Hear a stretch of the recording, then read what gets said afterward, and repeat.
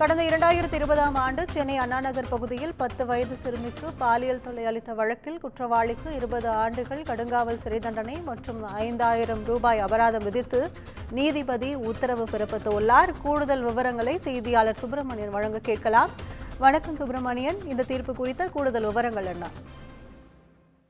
2020ஆம் ஆண்டு சென்னை அண்ணாநகர் காவல் மாவட்டத்தில் வசிக்கக்கூடிய 10 வயது சிறுமிக்கு பாலியல் தொந்தரவு கொடுத்ததாக சிறுமியின் தந்தை திருமங்கலம் அனைத்து மகளிர் காவல் நிலையத்தில் புகார் அளித்திருந்தார். அந்த புகாரின் அடிப்படையில் போக்சோ சட்டத்தின் கீழ் வழக்கு பதிவு செய்யப்பட்டு பாலியல் தொந்தரவு கொடுத்த 20 வயது நபரை போலீசார் கைது செய்து சிறையில் அடைத்தார்கள். இது தொடர்பான வழக்கு போக்சோ சிறப்பு நீதிமன்றத்தில் நடந்து வந்தது. அந்த நீதிமன்ற வழக்கு விசாரணை முடிந்து நேற்று இந்த வழக்கில் தீர்ப்பு வழங்கப்பட்டிருக்கிறது.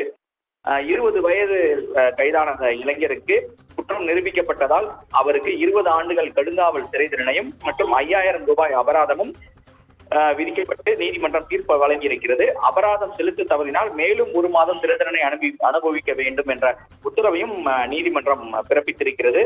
மேலும் இந்த வழக்கில் சிறப்பாக புலனாய்வு செய்த திருமங்கலம் அனைத்து மகளிர் காவல் ஆய்வாளர் மற்றும் மற்ற காவலர்களுக்கு காவல்துறை உயரதிகாரிகள் பாராட்டு தெரிவித்துள்ளனர்.